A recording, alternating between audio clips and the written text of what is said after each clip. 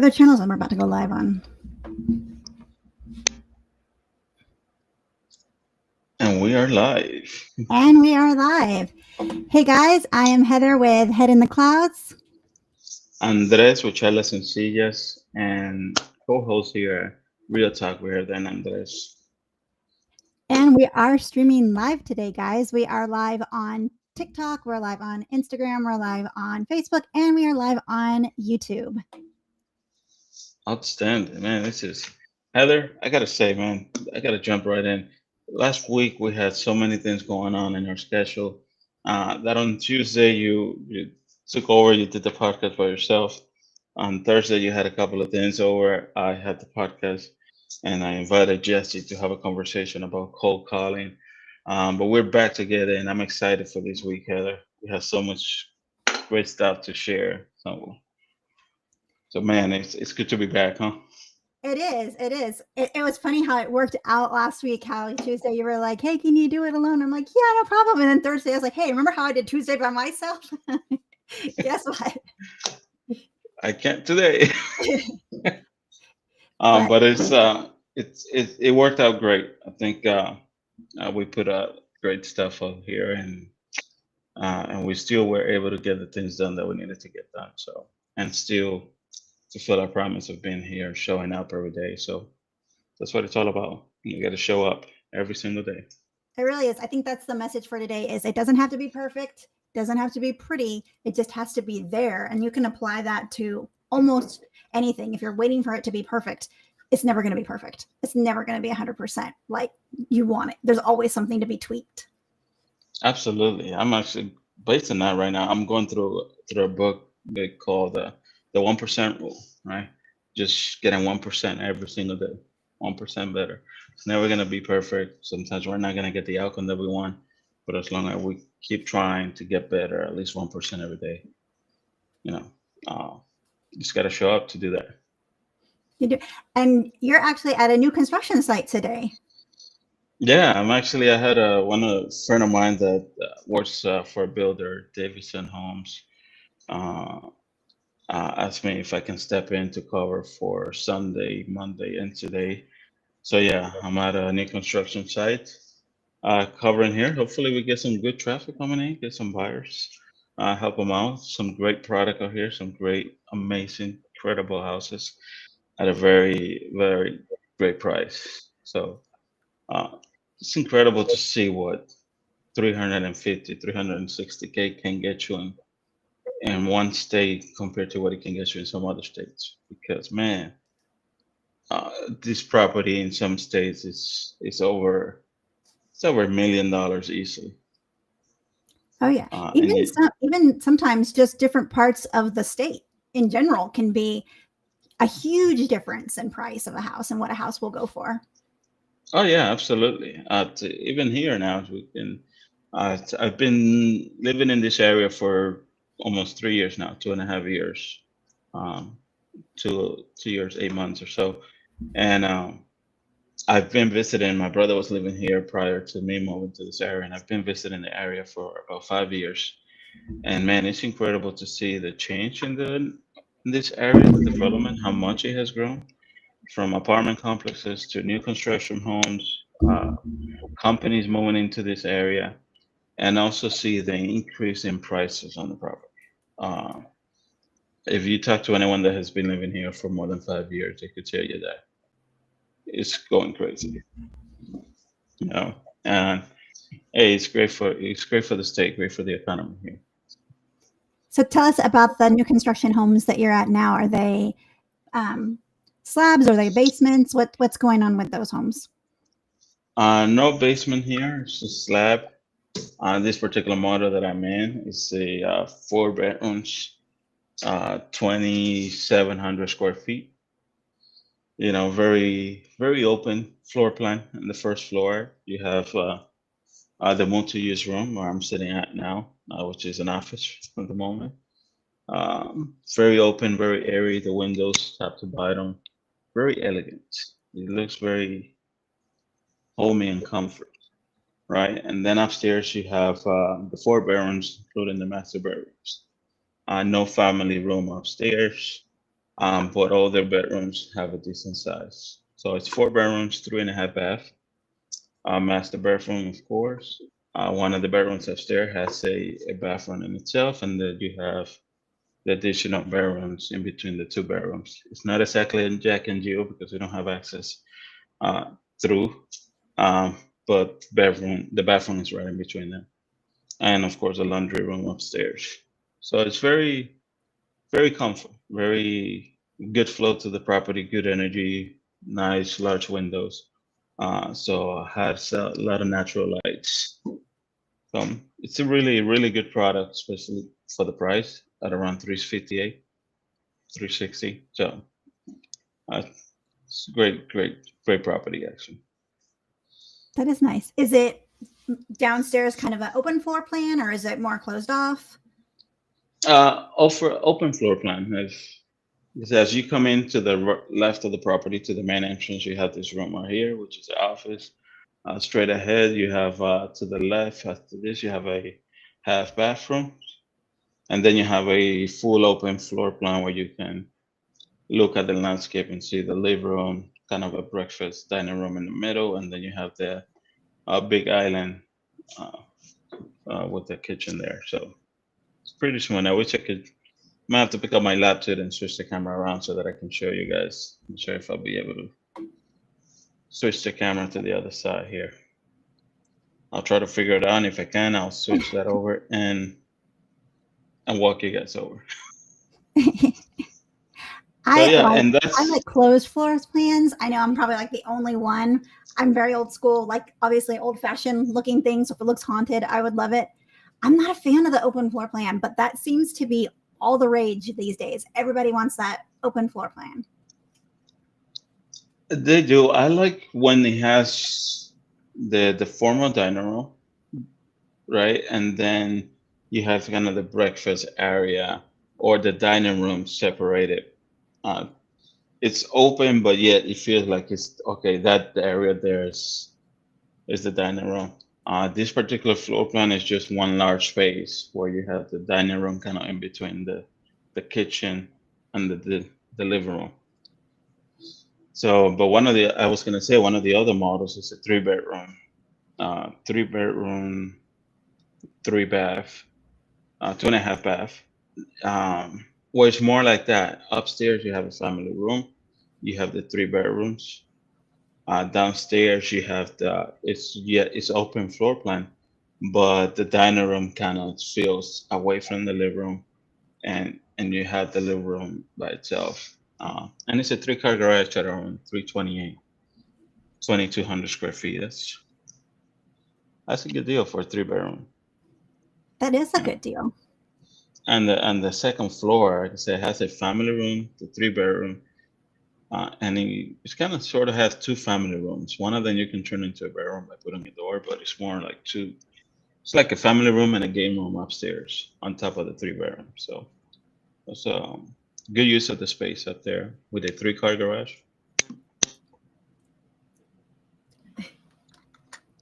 So it's a great deal. I don't recall seeing a property like that in California uh, or Rhode Island at this time of the year nowadays for that price range.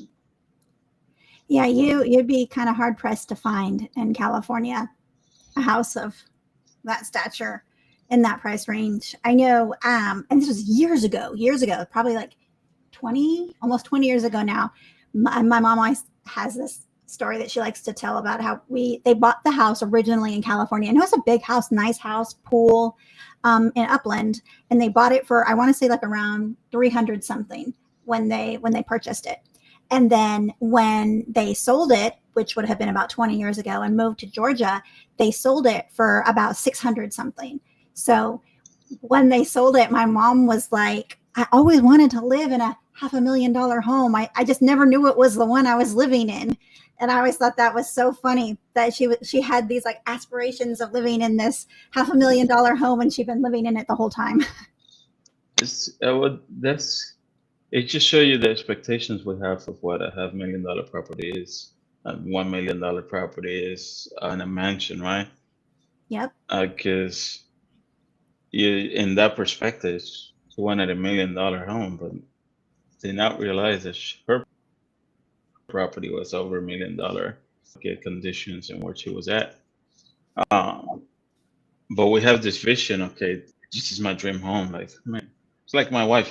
My wife always tells me she wants a big house, and I'm like, how big of a house do you want, really? Oh, at least 4,000. Let's say 4,000 square feet. And I'm like, okay, that's pretty big. Are you gonna be throughout the house all day, every day?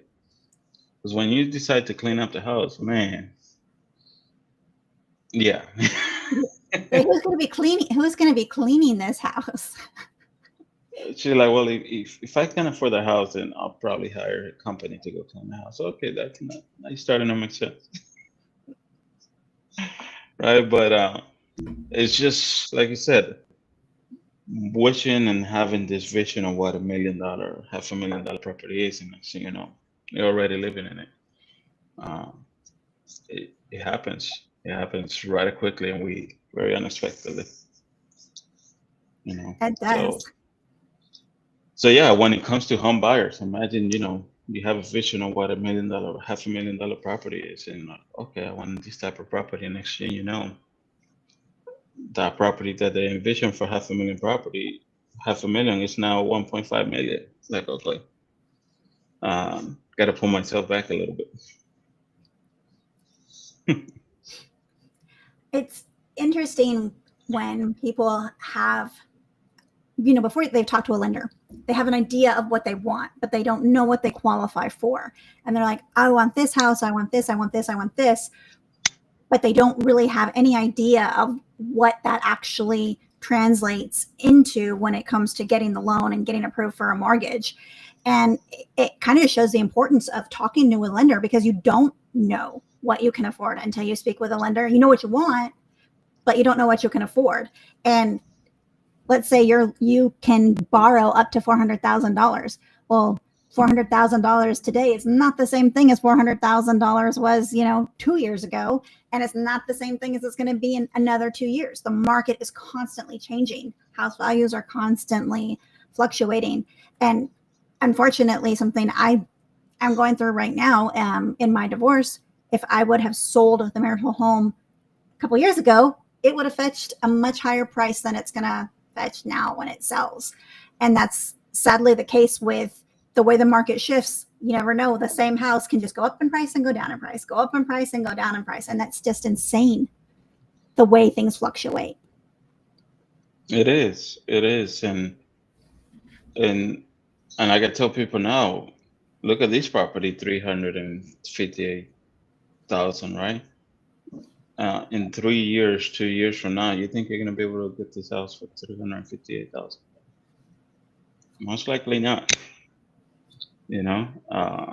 5 years from now, is 300,000, 350,000 going to get you the same thing that you're going to be able to get here? No, I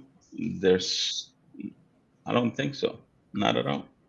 I'm about to list a property that was bought just about 5 years ago for 370,000, and today that property is 160,000.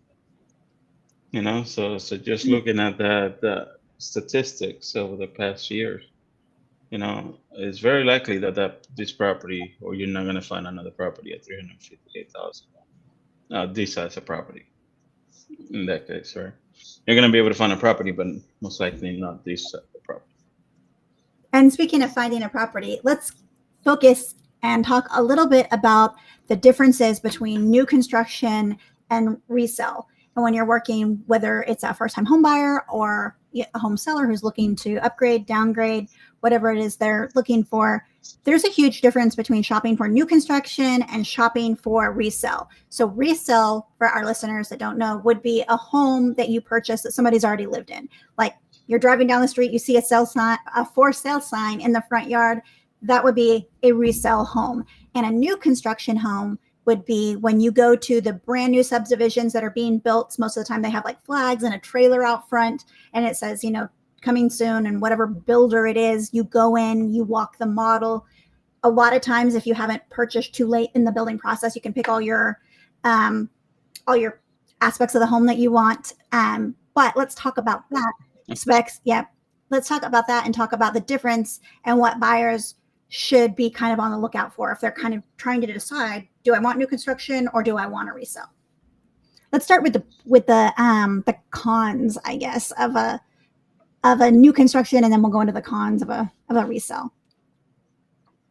Look, even when you walk in a new construction site, you already see someone resell properties already in the neighborhood. Right on the street where I'm at, there's about 3 properties that are for resale, and I had someone on Sunday say, "Hey, can we see those property?" I'm like, "No, that's a whole different vendor right now." But I think what some of the pros I definitely see is, look, everything is new in the property. You have a 1-year warranty, builder's warranty on any structure on the property, and then all your appliances, you have the manufacturer warranties on it. So you can definitely look into that. There's nothing that you need to do on the property. Move-in ready. Those are pros. Those aren't cons. Those are good things. Oh, I thought we were going with the pros. Oh, well, let's go with the pros. Since that's what we're doing, let's go with the pros. Pros. So yeah, The home warranty, ready to go. Everything's new. There's really nothing to look into it as far as cons, right? Because property is ready to go. One thing that you have to pay attention to is, I always say, space between neighbors. And I have to step out for a second because I have somebody at the door. See? Go ahead. See what happens? Yep. Go ahead. That's the money phone or the money door. Go answer. And I'll keep going, and I'll talk a little bit about the cons and pros of the new construction. So like Andres was saying, the pros is that, yes, everything's new. You got your new appliances. Nobody's lived in the home. So if you're a germaphobe and you're like, I need everything to be like completely clean, nobody's lived in the home. So you're not having to worry about any type of mess, contamination, or anything like that, the history of the house, because it is brand new. However, just because it's brand new doesn't mean that there's not a history in that house. I've toured, I want to say like 2 or 3 new constructions now where we've seen where they've had to go in and make repairs because of flooding or other things that have happened to a new construction home before anybody's even lived there. There was some condos that we toured that had flooded, and they had fixed those. So just because it's brand new doesn't mean it doesn't have a history. Oh, that was fast. We can't hear you. I think you're on mute. Yeah, can you hear me now? Hear me now? I can hear you now. Yeah. Yep, we can hear you. Just another agent coming by for some water. Gotcha. So today, Andres, I know we'd mentioned this earlier, but today he is sitting at the new construction site. So he may have to pop in and out like that so that he can talk to buyers that are coming in to look at the new constructions. And then hopefully later today, we'll get a tour of the home, and we can post that later, like a different video. We can post some of the new constructions that he's at. And if you guys are interested in those new constructions, then hit up Andres and he can help you out with that. One of the cons I was thinking right now, and I don't know if it's the same way for you in Alabama or you're a specific builder that you're at right now. However, in Georgia, so if you're a resale buyer, you have what's called earnest money. You put your earnest money down, and that's basically to show you have skin in the game. And what you do is you put this money down, and then you have a due diligence period. And during that due diligence period, you can do your home inspection, and you have a window of time to change your mind. And if you change your mind within that set time frame that's agreed upon by both parties, and you decide, I don't want this house after all, you get your earnest money back. You don't lose that earnest money unless you're after that time frame. If you're after that time frame and you change your mind, then you risk the seller keeping your earnest money because compensation for taking their house off the market and basically wasting their time. Now, some new constructions out here don't do earnest money. They do deposits, and those deposits are non-refundable. So you always have to make sure, if you're an agent and you're working with a client who says, I want to go do new construction, I want to look at new construction. If they like one, you want to make sure you know, A, is this a deposit, and is this deposit refundable? Because I have had clients, even though I explained to them, hey, this is a deposit. We're putting this deposit down. It's non-refundable. They're like, okay, got it. Then they decide to go a different direction and they lose that money. And I've gone to bat a couple of times trying to get the money back for them. I think one time we actually did get some of the money back. The other times, no, they signed a paper. It's a deposit. You're not getting it back. So is it like that there in Alabama? Yeah, it is. And depending on the incentives they may have going on at the time, sometimes some new construction, all you need is $500 earnest monies to get things going. Now, of course, if you're selecting one of the models already built, right, ready to go. But if you are building from scratch, then there's a set of 3 other deposits. For this particular vendor, there's a set of 3 other deposits that are taking place when you start selecting all the specifications of the property, right? And I know every vendor slightly changed the quantity and the process, so it's very important to learn those details from each vendor as you're going and handling those conversations. Because, like you said, you don't want to lose that deposit if you're going past that grace period that you have to cancel the contract. So I think that's why it's so important with a buyer to sit down from the beginning and determine exactly you know what it is that they're looking for, because of course things happen that are out of our control, but you want to take all measurements beforehand to ensure everything goes smooth. And if you need to step out for any reason, you already have something in place to Correct. to help them out. Also, with new constructions, most new constructions have what's called preferred lenders, which are their lenders that they partner with, and they want you to get pre-approved with their lenders. One thing I've run into here in Georgia is I'll have my buyers that have their own lender, or they're using the lender that I work with, and they're pre-approved with that lender. We have that pre-approval letter, and they want to use that lender. They formed a bond with that relationship with that lender, and they're like, hey, this is my lender. I want to use this lender.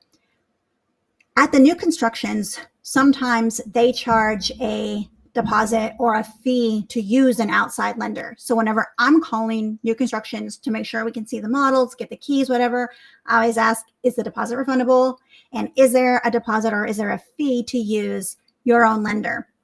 Most of the time there is. I've run into most of the time there is a fee to use your own lender, and it can be quite hefty sometimes, very, very hefty to use your own lender. Now, they give you a lot of incentives to use theirs.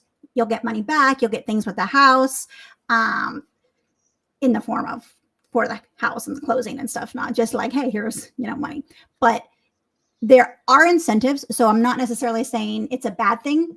However, you always need to get your pre-qual from your lender and then get one from the ones at the new construction and look at them side by side and see, are the incentives that they're giving you worth whatever's in that loan agreement, or are you going to actually just be paying more in the long run going with their preferred lender? So just make sure you have an agent that can sit down and say, hey, this is what's going to be best for you in the long run, because that's what it's about. What it's about is making sure that the client is in the best position possible, whether that's going with the new construction lender or whether that's going with another lender. You got to step out for a second. Hold on. Yep. Good. See? Hey, make that money. Make that money. Most people, when they go to new constructions, don't have their agent with them.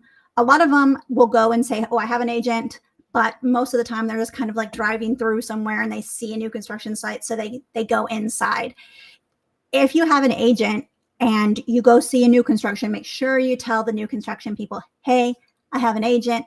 This is my agent's information. Because even if your agent isn't there with you at the time, you want to make sure that they know you have an agent so that your interests are looked out for. Because your agent is there to help you, to guide you, to make sure that you're covered, to make sure you're taken care of.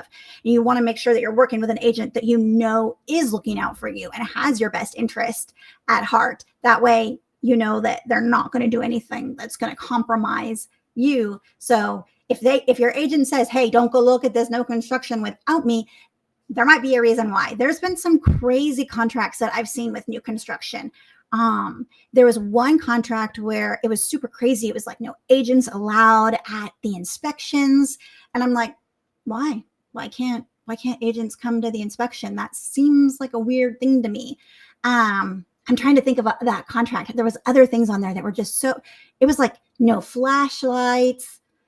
It was a crazy, and it wasn't a big builder. It was a smaller builder, one that I had not worked with before and have not since.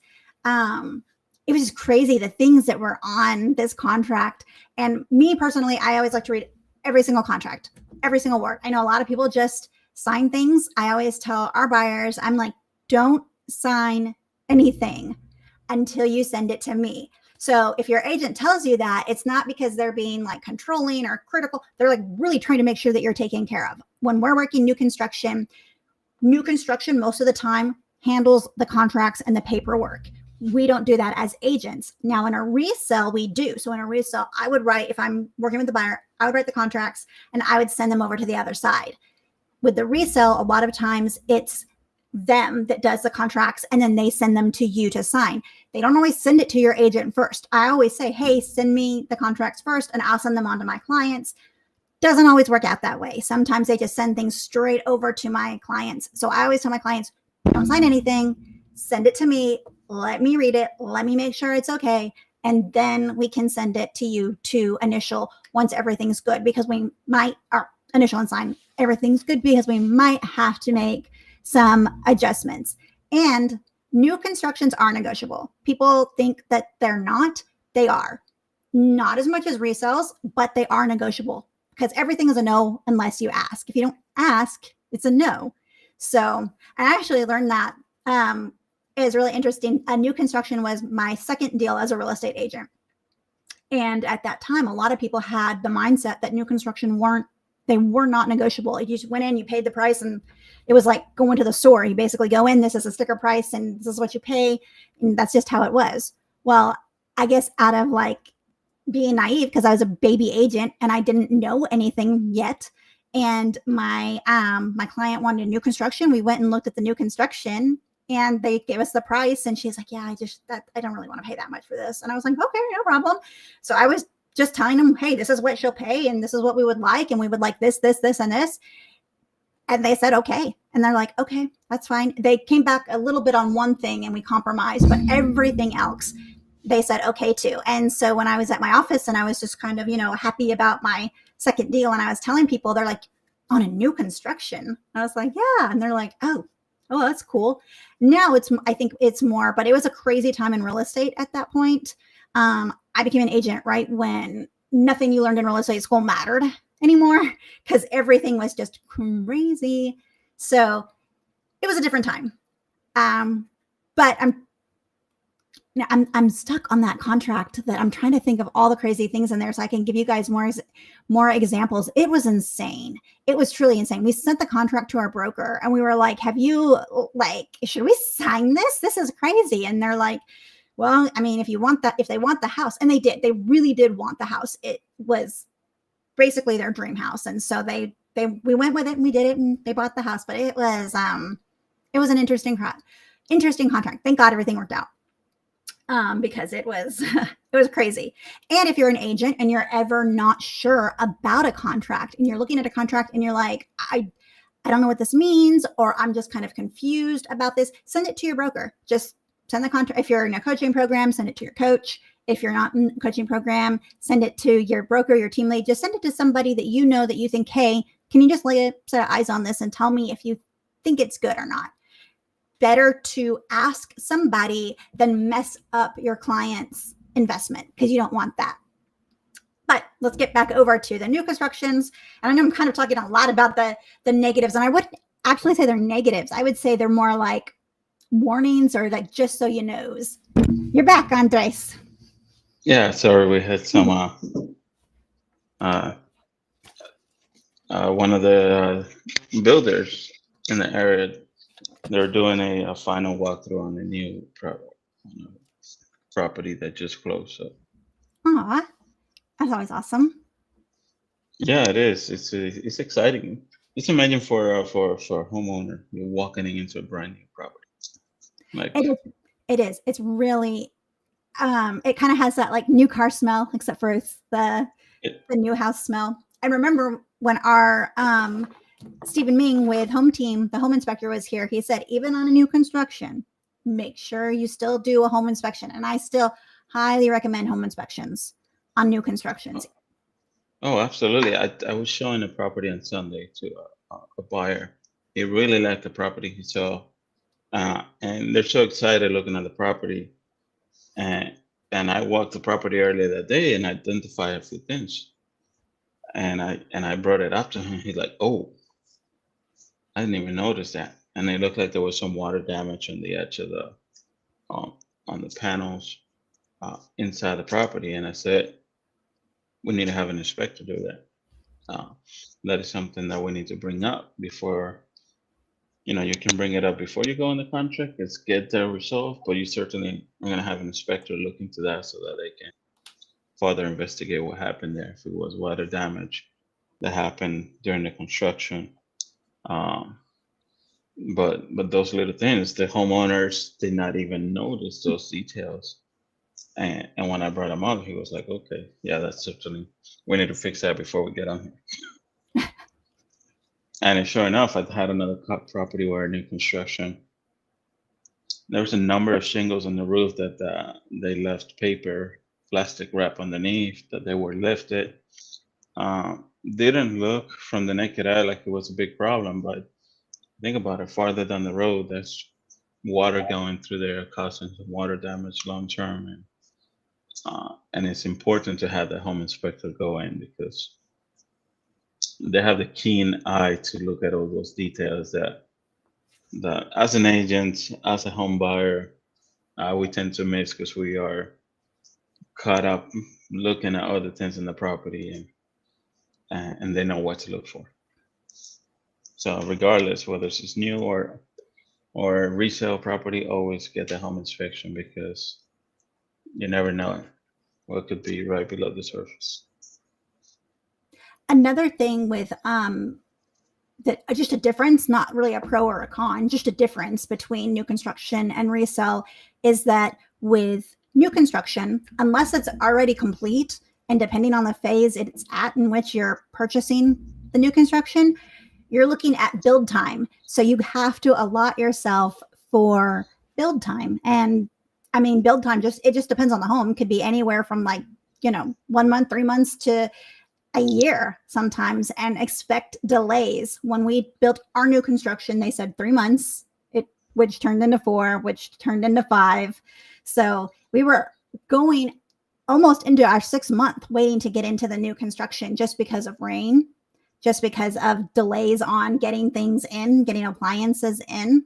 So sometimes you have to kind of expect the delays and think about where you're going to be. So if you know that you need to sell and you need to be out by a certain point, you got to make sure that you have a house lined up that's going to be ready in time, or have somewhere to go in the meantime. Because if you're waiting for that house to be built, you can't be homeless in the middle. Yeah, very true. I had one of the guys that would just come in, that just looking to move over here, that was on here on Sunday. One of the situation is debating on whether a moving ready or new construction. And one key component of that is they're listing their property in another state, right? Hmm. So if you're looking to move into the area and you're looking for and you think you want a new build and you listed your property and you think, oh, my property is going to sell in 4 months.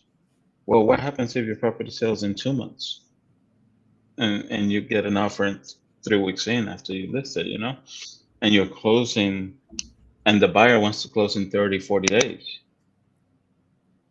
Those are little details that sometimes are overlooked because now you're looking, okay, shit, I got to move over here. My property is not ready until, 5 months after I close this one. Now I got to rent out.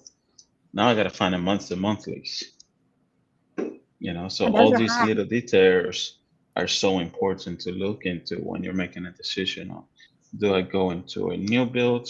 Do I select all my details?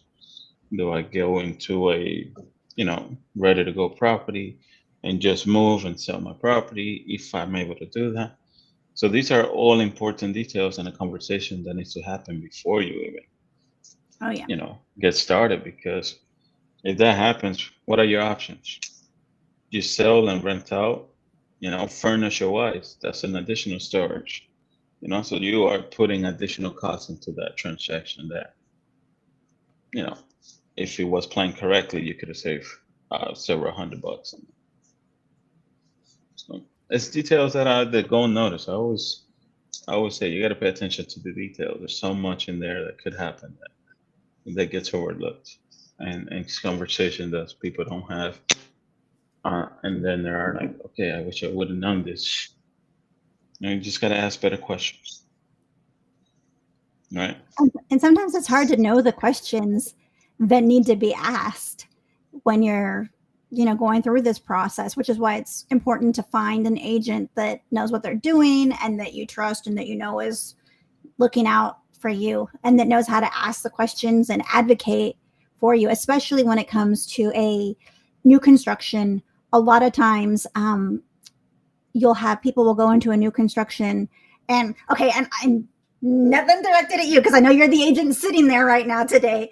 But a lot of times people go in and they're like, oh, the agent there was so helpful. And I'm like, yeah, of course they were for the builder because they're the builder's agent. Like, yes, they're going to show you around. Yes, they're going to give you the tour and they're going to, be, but they're not your agent. Do you ever kind of run into that working on a buyer side of it, Andres, when someone's like, oh, I went and I saw, the agent at the new construction and they seem great. And then they kind of feel like they have two agents. They have you and the other agent at the site. That's exactly what happened on Sunday. Like, the agent was here representing the person, right? I had somebody else. The person had more question about a specific bill, like they're moving from out of state, they're selling the property, they like a property that is here right now. But the question was, do I get into this one because I still got to sell my property first before I purchase one? But does it make sense for me to start a build, right?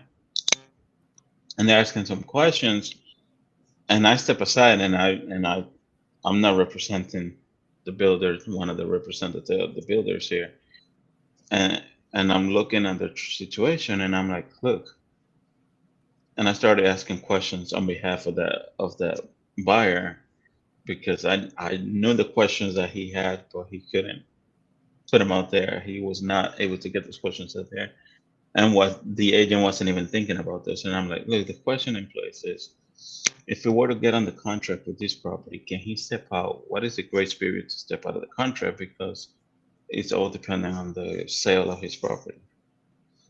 All right. And if he does start a new build, is he losing his deposit? Because of course he doesn't know the time frame and when his house will sell. So at the moment, this property makes sense, but he doesn't want to commit to it because his property is not on the contract yet. So there's different variables, different ways to approach that. And both the lead, the buyer, and the agent were like, okay, not asking the right questions in that perspective. So I opened the door for that, and then they dive in and get all the answers they needed. But it was questions that they were. I could tell that there was some confusion into what are the next steps because of the current situation. They certainly want the house, they want to move in, but it's all dependent on the sale of that other property. So it's those little details that come to hand, and then same thing. That other property that I know that has some water damage on there. Mm-hmm. They saw one particular corner, and I'm like, look, go to the other rooms.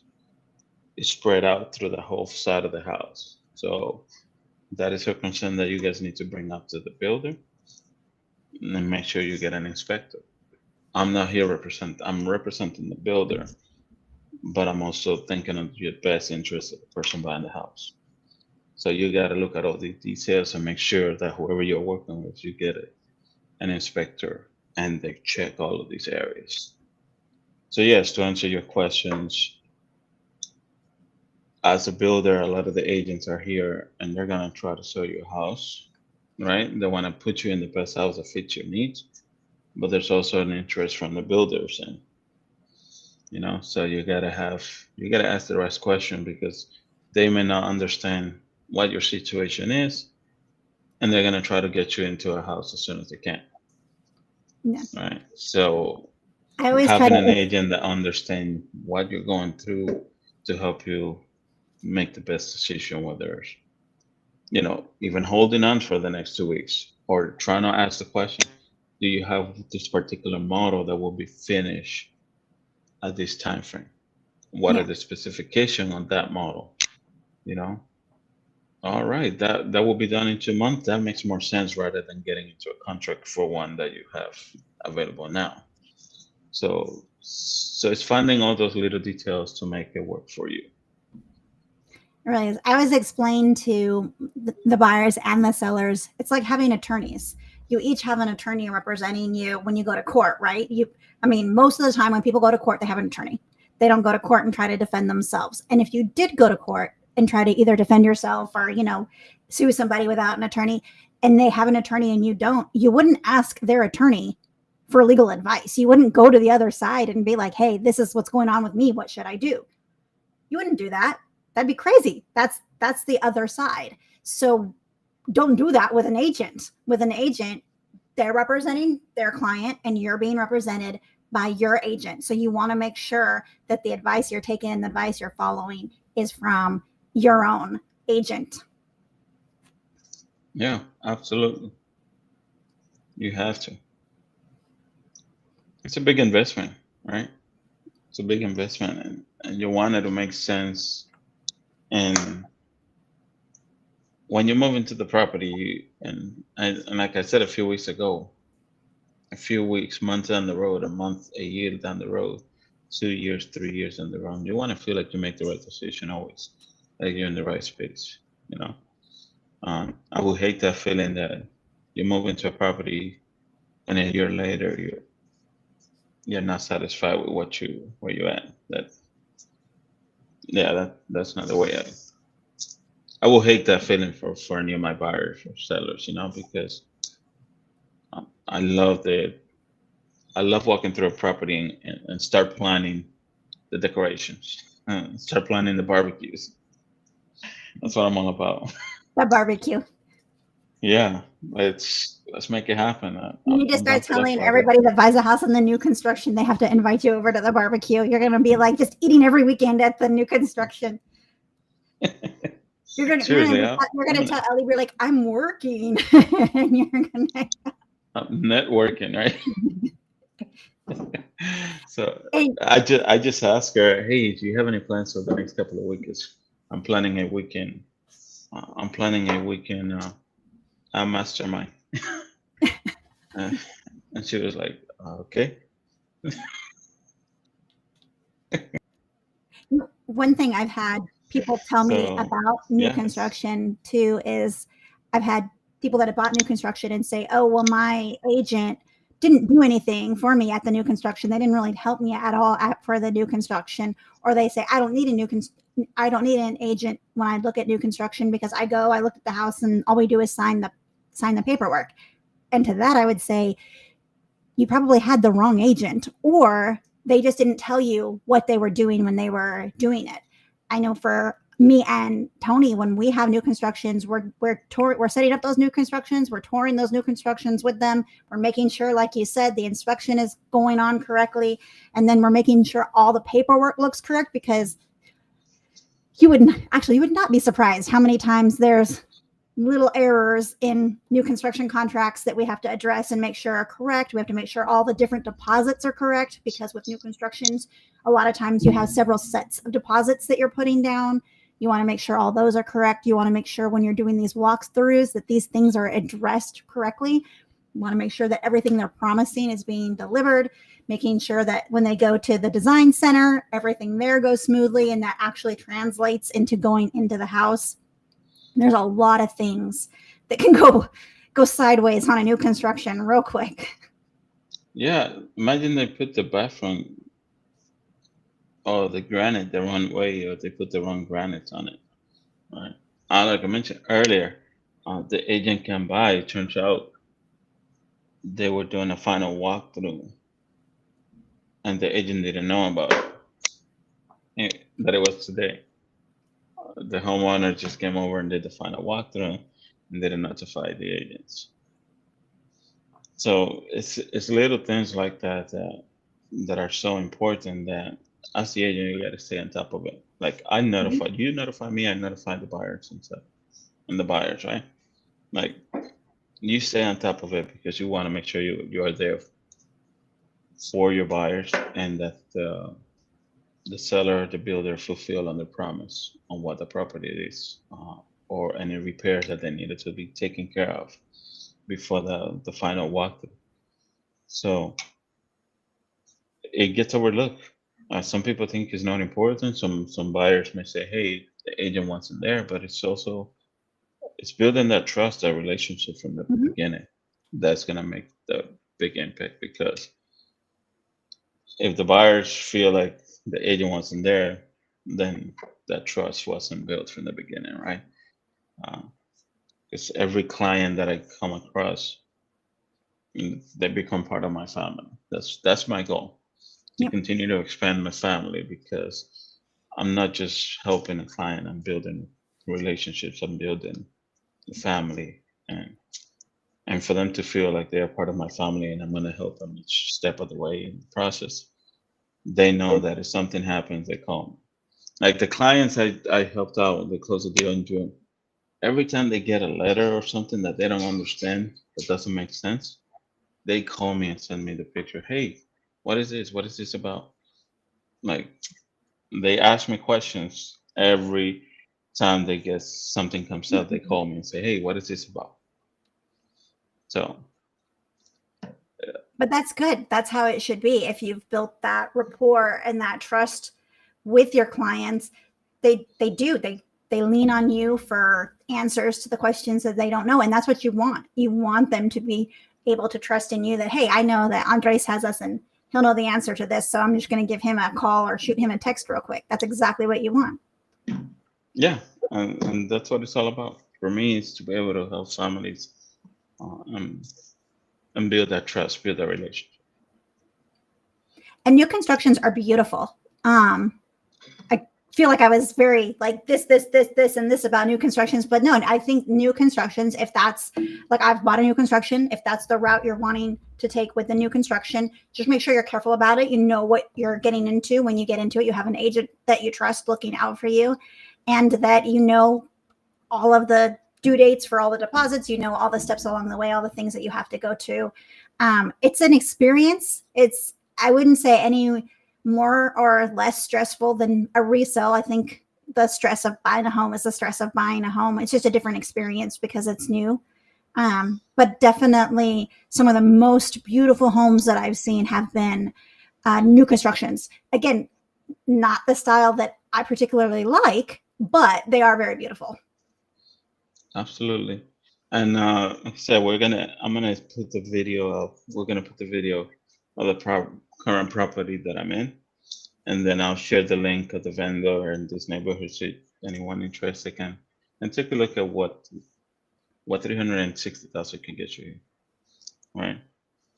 And Heather, I know we've been diving into new construction and things, but I wanted to take a moment to dive into what we're talking on Thursday, because we have a special guest coming in Yes. Thursday, and that will be Phyllis Jenkins out of Dallas, Texas. She's going to be great. She has a nonprofit organization there, um, and I can't wait for you guys to dive in, because this is something that is right on the money, right on the line with why we decided to do this podcast, right? Mm-hmm. And that is to not only talk about real estate and be able to help buyers and sellers in the real estate space, but also to share the stories, share our stories, uh, uh, different moments in our life that are so impactful, that are not only to us that at the time sometimes didn't make sense whatsoever, right? But the farther down the road, we can reflect back on that and see how that particular event influenced our decision to down the road, and now it makes sense. Now it's like, okay, that's why, you know. And I know she's gonna dive into what her organization is, how her story got her to that point, and how her organization is helping other people share that. So I'm excited to hear what she has to say. Excited to share that with you guys because just having a conversation with her yesterday was so impactful, and, and man, it's incredible to hear other people's stories. It really is. And if you guys are interested in being a guest, being spotlighted, showing what your business is, showing your small business, your big business, your entrepreneurship, whatever it is that you've got going on. Like we said before, you show me a business and I can show you a way it relates to real estate.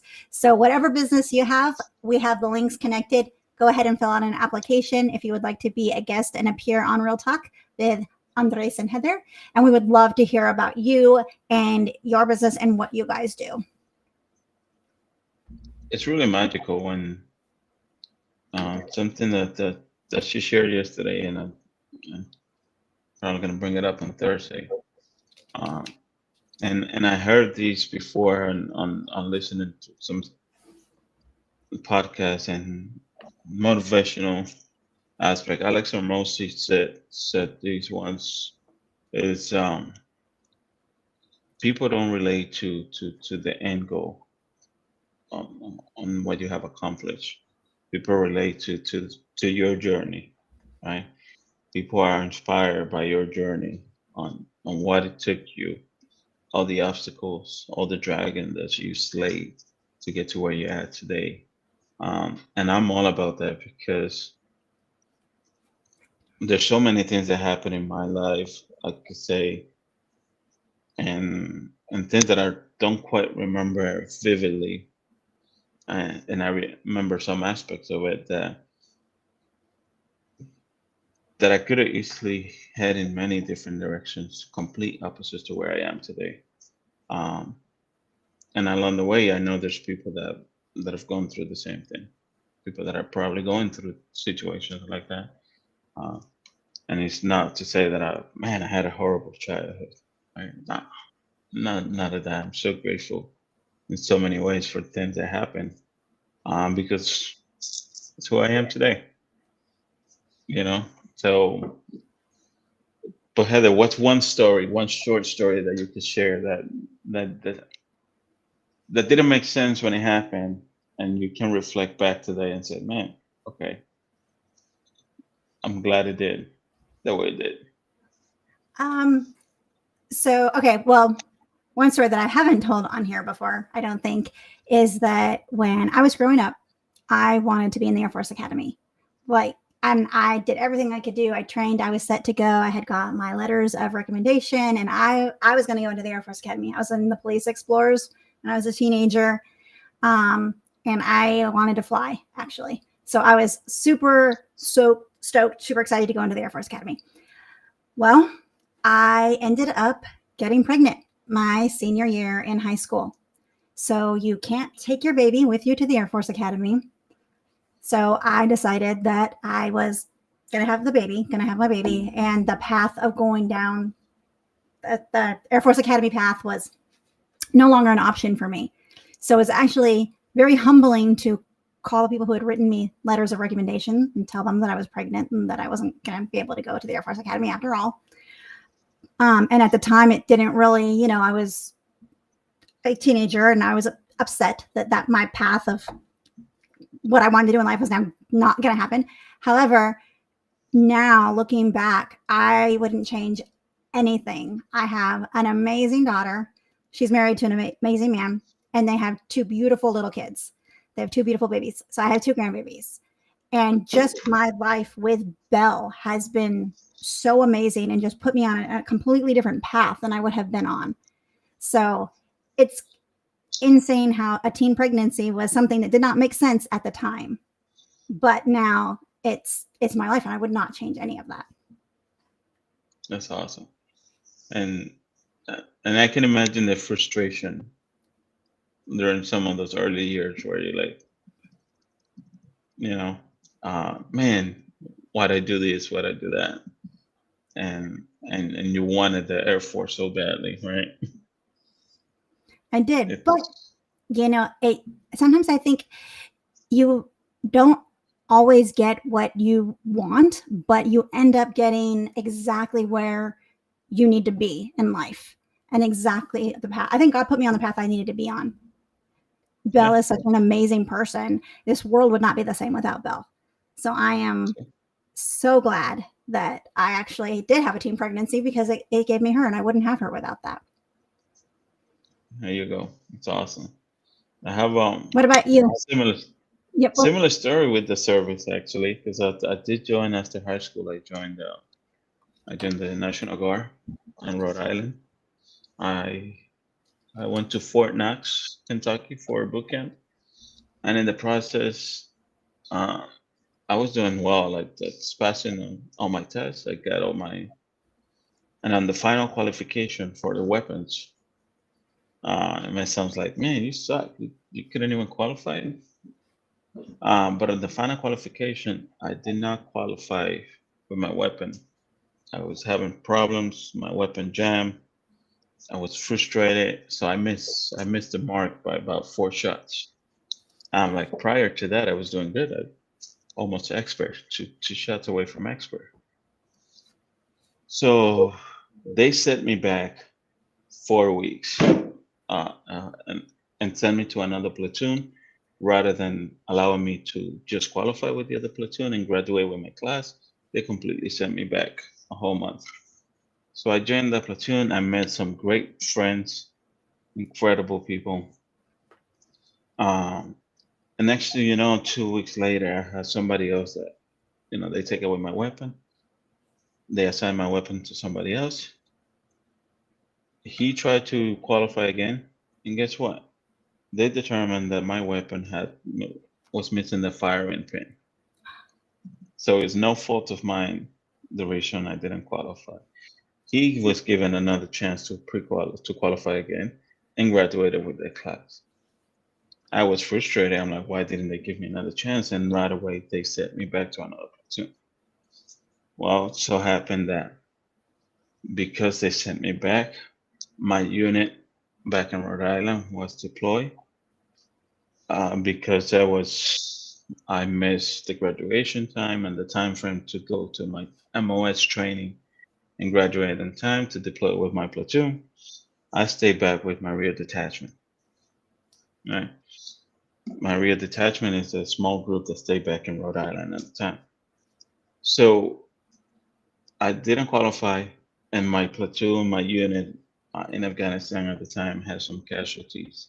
I went through some incidents that I most likely would have been part of had I qualified for my weapons and so on. So fast forward a couple of months, they told me, hey, with the rear detachment, we're going to plan to go to San Diego. Border Patrol in 2007. Border Patrol at that time, there was a lot of things happening with the cartel. Very, very tough moment. Uh, as we get closer, they canceled the trip because half of the rear detachment volunteered to get deployed with another company, and that trip was canceled. So fast forward 6 months, I ended up moving to San Diego. I had never like visited San Diego like a month before, um, but I made the decision to move over just like that. And I said, you know what? If things don't work out, I still have a year in the service. I'm gonna switch over to active duty and just go off. Um, that whole year that I was here in San Diego, my first year in San Diego, got my citizenship. I knew exactly what the unit was, and all they kept saying is like, "Oh, we can't find your paperwork." And I'm like, "Okay." They called me up like 2 weeks before my contract was due the following year. Hey, you're gonna show up for the next drill. We got you in the system. I'm like, my contract expired 2 days after the drill. There's nothing for me to show up. And they're like, no, I'm good then.